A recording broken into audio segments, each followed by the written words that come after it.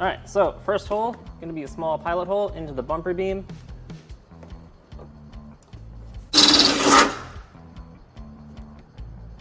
All right, the important size, the size of these M10 rib nuts, is to use a 17/32 drill bit, so larger than a 1/2 inch.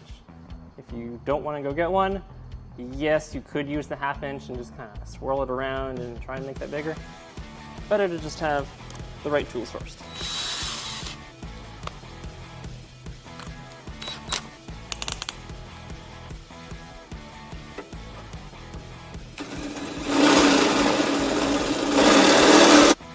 All right, holes are drilled. Now I'm going to show you our handy dandy rib nut installation tool. With this tool, you can install the M10